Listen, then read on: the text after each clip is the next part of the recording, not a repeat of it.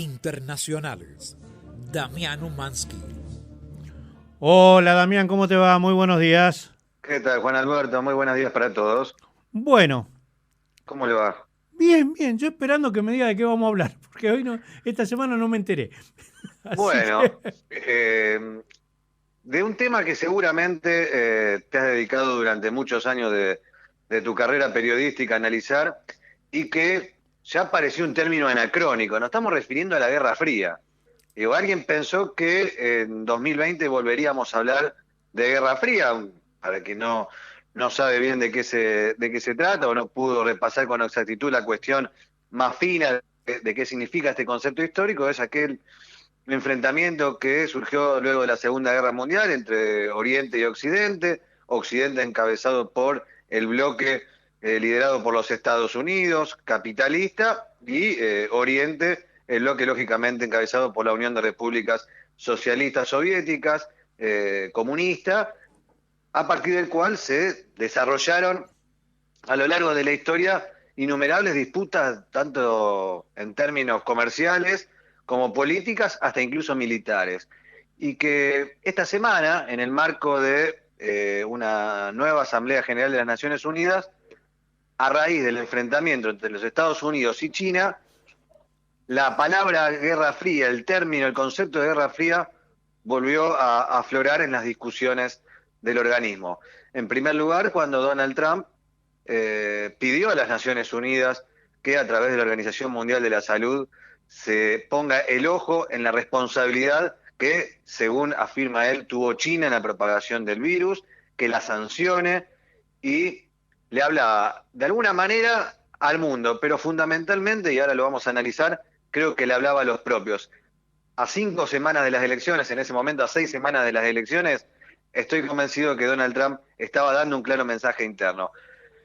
Un discurso polémico, como decíamos, que tuvo dos respuestas rapidísimas. La primera, del titular del organismo, de Antonio Guterres, quien fue claro, fue contundente. Dijo que el mundo en esta crisis global, en este momento de la historia, no se puede dar el lujo de tener un enfrentamiento a gran escala entre este y oeste. El propio presidente francés, Macron, dijo que sería un daño irreparable para el resto de la humanidad que tenga que definir como en aquellos tiempos de encolumnarse entre uno y otra potencia global como ocurrió después de la Segunda Guerra Mundial.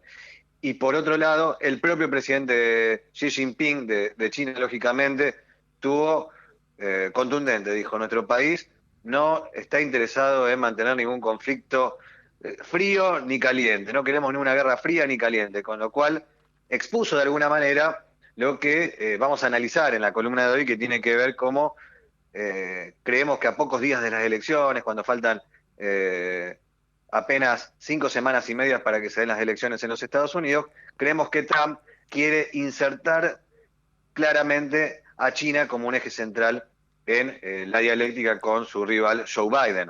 bueno, ya Trump está buscando algún cliché de campaña, algún tic para la campaña, porque primero cuando arrancó el tema de la pandemia acusó formalmente a China de ser el responsable de esto. Entonces, ahora lo quiere utilizar porque los números no le daban. Bueno, Ahora parece que los números se están acercando, como vos lo comentaste en algún momento. Eh, y vamos a meternos también en el tema de los números porque es muy interesante, no sin antes hacer mención a lo que vos decías recién. En primer lugar, China le sirve a Donald Trump por dos cuestiones. Primero, porque en la semana que se conoció que Estados Unidos había superado las 200.000 muertes por el coronavirus, tiene un chivo expiatorio y un enemigo perfecto a quien responsabilizar. A China, que no hizo lo suficiente. Es más, ¿qué dijo Donald Trump? Nosotros para fin de octubre vamos a tener una vacuna y vamos a ser parte de la solución de este problema que iniciaron los chinos. Y por otro lado, la discusión interna con Joe Biden, recordemos que el próximo martes en Cleveland, en el estado de Ohio, se va a dar el primer debate presidencial televisivo en directo para todo el mundo. mm. le va a recalcar que el que tomó medidas para reducir el déficit comercial en el intercambio comercial que tiene su país con el gigante asiático fue precisamente Donald Trump. Ya lo está exponiendo al Partido Demócrata a que fije la posición que va a tener en caso de ser gobierno con respecto a las relaciones bilaterales con este país, que, según la mirada de muchos norteamericanos, ha sido desfavorable, ha repercutido en el tema empleo, ha repercutido en que la industria nacional caiga y que a partir de 2018, a partir de las políticas arancelarias que puso Donald Trump, se vieron favorecidas. Este es un punto, es un caballito de batalla en la campaña del actual presidente de los Estados Unidos. Y lo que tiene que ver con las encuestas, se mantiene la ventaja todavía de Joe Biden, como bien vos lo decías, se advierte que la brecha se va reduciendo. Yo creo en estos momentos ya no prestar atención a la cantidad de votos a nivel global que distancian a un candidato sobre el otro, sino fundamentalmente lo que está pasando en cada estado. Yo me quiero detener en dos, en primer medida. Primero en Florida. Florida fue el escenario principal de esta semana, los dos candidatos estuvieron haciendo campaña allí. Hay una diferencia muy exigua entre los dos, según qué consultora, según qué estudio miremos, pero es muy probable que aquí se defina la elección si finalmente el Partido Republicano, como lo viene haciendo, o como lo hizo en la última elección, no puede imponerse en Florida. ¿Por qué? Aporta 29 electores al colegio electoral, que como decimos siempre, va a ser a la postre quien va a designar al próximo presidente. Si Donald Trump no logra persuadir a la gran población latina que lo vote, algo que es altamente probable, y yo creo que tiene grandes chances, si participa en gran medida esta población, de poder apoyar al candidato demócrata y ahí ya dar un vuelco definitivo en esta elección a favor del Partido Demócrata. El Partido Demócrata que también estaría imponiéndose en Arizona, también por estrecho margen. Hay casi un empate técnico. Por eso creo que estos dos estados definen de alguna manera la elección. Y los que vos bien marcabas, y que se va advirtiendo y que se va reconociendo cuando uno ve las encuestas de cada estado, que son las que realmente sirven a la hora de poder hacer un pronóstico, vemos también lo que está pasando en Pensilvania. En Pensilvania nació Joe Biden.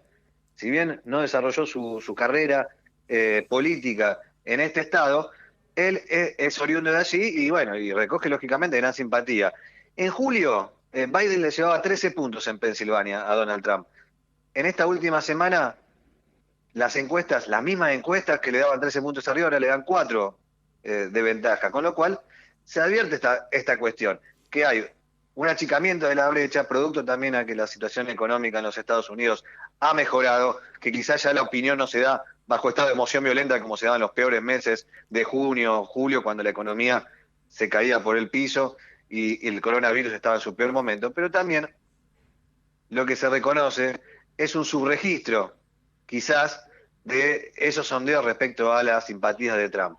¿Por qué? Porque hay muchos que no les gusta admitir que van a votar al actual presidente de los Estados Unidos. Si hay alguien que recoge antipatía de los que son los clústeres de opinión más consagrados, estamos hablando de la gente de la intelectualidad, de la cultura, etcétera, a muy pocos vamos a emparentar cerca del actual presidente.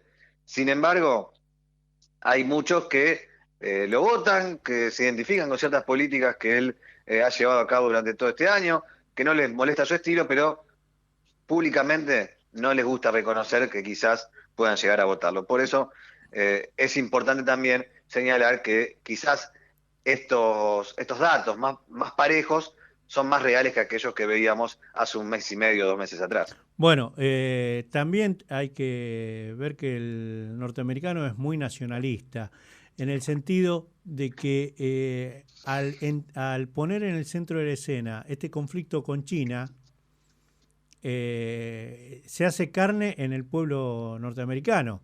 Totalmente. Porque si hay un país que es nacionalista, es Estados Unidos.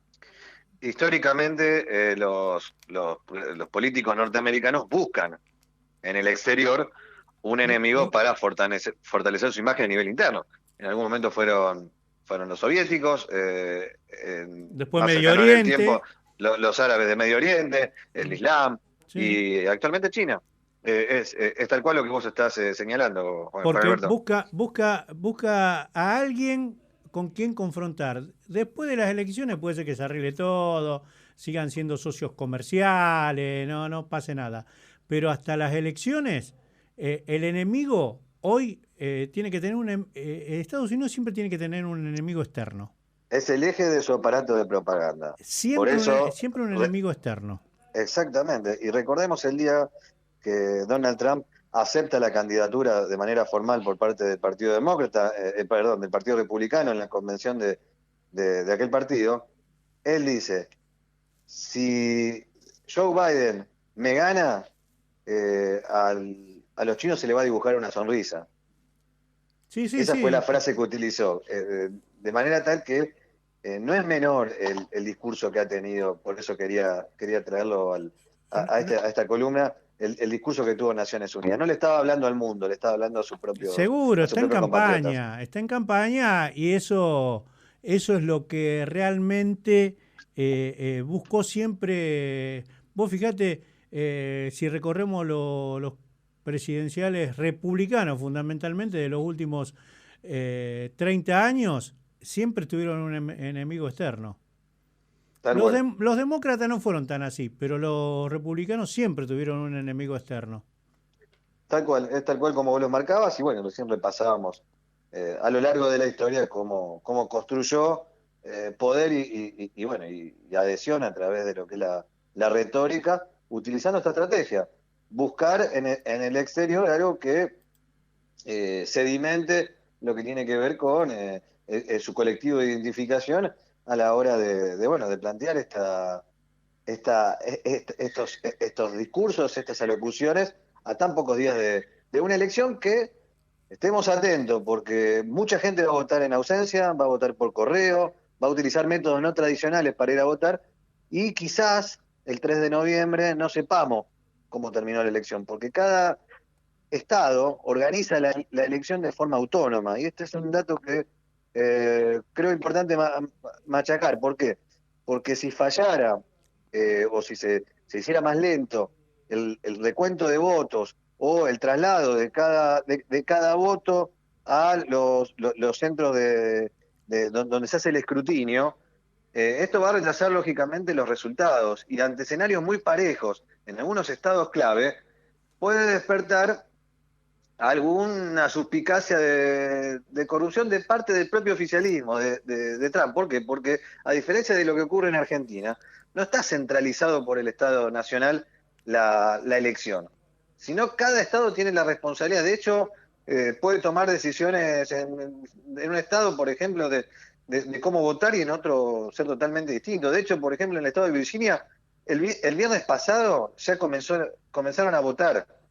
Algunos ya están votando para anticiparse al 3 de noviembre y evitar grandes aglomeraciones. Por eso hay que estar hay que estar pendiente de este detalle, que no me parece menor, No es Juan. menor, no es menor. Damián, abrazo grande. Abrazo grande, buen fin de semana. Ahí estaba el señor Damián Umansky.